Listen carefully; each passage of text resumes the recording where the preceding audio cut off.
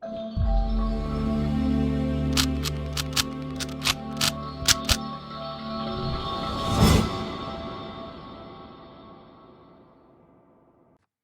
my dear students, this is Shilpi Saxena. Welcome to my channel Learning Hub. So today we are going to learn about stack. So agenda of this video is introduction to stack, why and when do we use stack, operations on stack. So we will start with introduction to stack. As I have already told in my previous video, stack is basically, we can consider it as a stack of books. It is a basically data structure which is used when we want to access and delete or transfers the data sequentially. For sequential access of any data, we use stack. It works on the last in first out or first in last out manner. It means when suppose we are keeping the books one over another, so to take out the bottommost book or take out to the third book, so we have to first take out the first book on the top, then second, then third. So whatever we are keeping, in whatever manner we are keeping, the topmost element will be deleted. Second example, we in a restaurant we can see the we must have seen the stack of plates. So first plate is taken first and second plate is taken second. So topmost plate is used. The same funda is used in stack. In stack, a new element is added at the end and new element is removed from that end only. Means the insertion and removal is from same end. That is, the last element of the list is deleted and at the last element only one more item is inserted.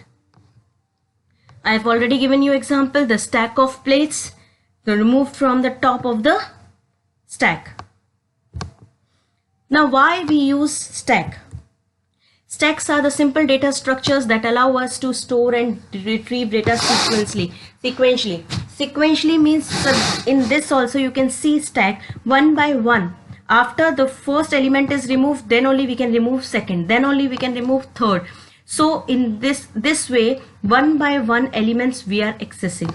So there are many real world uses of stack. Understanding them allows us to solve many data storage problem in an easy and effective way. So implementation of stack is easy. So wherever we want to use the data to store the data in such a way that it can be accessed sequentially, so we use either stack or queue. One example, imagine you are a developer and you are working on a brand new word processor. You need to create an undo feature. So undo feature you all know very well. Undo feature is going to the undo means whatever action you have done previously, you have to just repeat it. So allowing user to backtrack their action, previous action, until the beginning of the session. The stack is an ideal fit for this scenario. We can record every action of the user by pushing it to the stack. Means suppose they have taken an example of a word processor file. Whatever action we are doing, suppose we are changing the font size, font type, or we are deleting an item, deleting a text, or we are adding a text, it can be added to the stack one by one. While when we are undoing the things, so one by one action can be taken out from the stack. So this is very nice example of stack. Now operations on stack. The first one is push operation. Push operation means inserting element into the stack. So element is always inserted at the last. You can see it is just like a stack of book.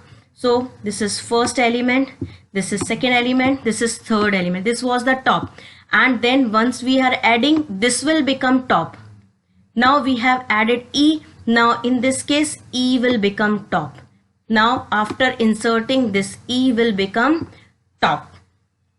Next action is pop operation. Pop operation is basically removing elements from the top. Here initially the top was C, then we added element D, then E. Now top is now E. When we are removing element from E, so top will become D. When we are removing this D, in that case C will become the top, and so on. Means the element is removed from the top of the list. This is the last element of the list. This is not the first element, please take care. Last element of the list. Next is peek operation. It is means the accessing the topmost element of the stack without removing it. The intention is not to delete it, only access the element. So peek means if you want to access the topmost element, this element is the result of peek operation. Now I will demonstrate all these operations through my program.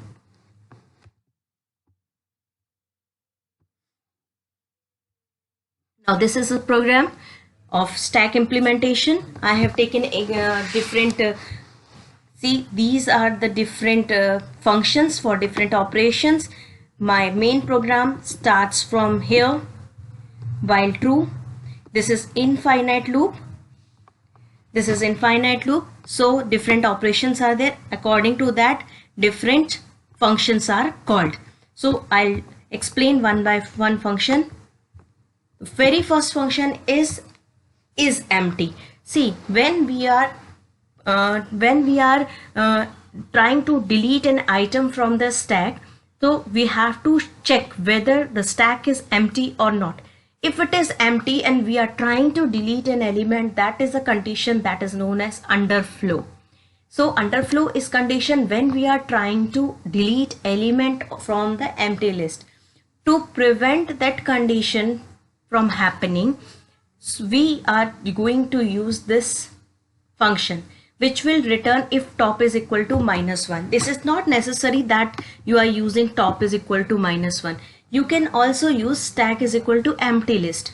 So this is my way of tackling things, that I am considering top is -1 when it is empty, because after that from 0 1 2 3 4 we are going to increment it.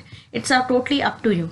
So if it is -1, it will return true. This function is totally to return true and false if stack is empty, and false if stack is not empty. Push, adding elements to the list. So till we want to add elements, means till we are trying, till the number of elements we want, we can add one by one continuously. So this I have used while loop.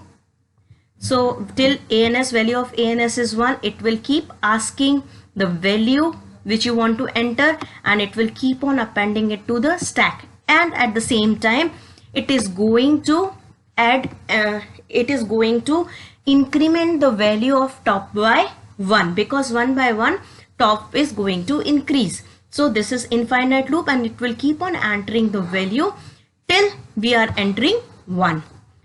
See, when we are using function, I told in the video in which I covered functions, I told you that when we are sending list as argument, so we are working on the original list. But when we are sending the variable, so that variable becomes local variable. In that case, this top will become local variable. So to update it in the main program, we have to return the value of top. So next function is pop, which will be used to delete element from the stack. So see, whenever we are changing the value of top, we have to return the value, because whatever changes we are doing, that should be reflected when we are passing any argument. So a copy is passed, we are not passing the original value, and it will become local variable. So but in case we are passing the structure, means list, in that case the original list is changed, so we don't need to return the stack, but we need to return the element top. So to delete it, it will check if it is empty or not. If it is not empty, so topmost element is deleted.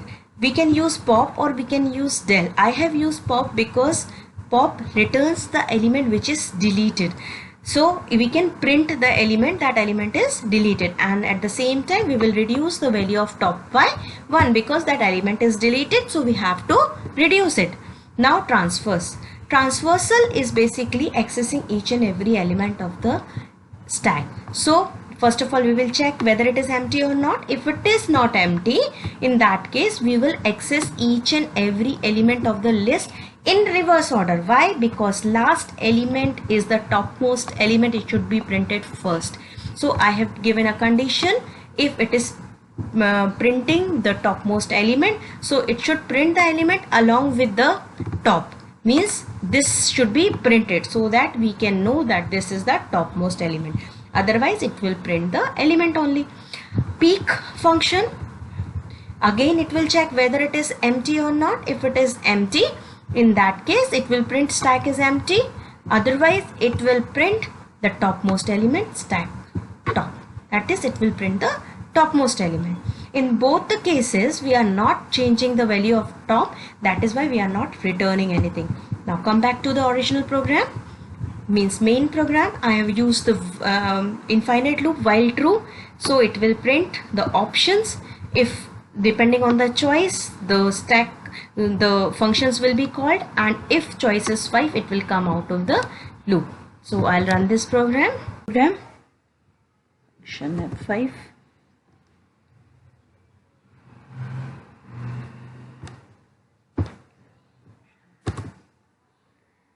So it will display the menu, which operation I want to do. Suppose I want to push, so it will ask for the element, suppose 5, enter 1 to continue, suppose next element is 6, 1 to continue, suppose element is 7. Now I want to print it. To print we have to, first of all I will come out of this push, entered 0. Now I want to print. Now you can see the printing the last element which I entered, the last element which was entered, that is 7, it is at the top, and it is, this top is pointing to 7. In this way it will be printed. Now suppose I want to pop, now 2, choice is 2, so it will delete. So last element that was 7, it is deleted. Now again I'll print it 3, that is transversal. You can see the last element is deleted and top is pointing to 6. Then comes peek operation. So peek operation is accessing topmost element. So topmost element is 6. And finally exit, when I'll enter 5, so it will come out of infinite while loop. So in this way stack implementation is done. One more important thing, I have started my online classes. To register, please mail it to me, learninghub1979@gmail.com. So I hope you understood the concept of stack. If you like this video, please like and subscribe. Hit the bell icon. Don't forget to share. Thank you and have a nice day ahead.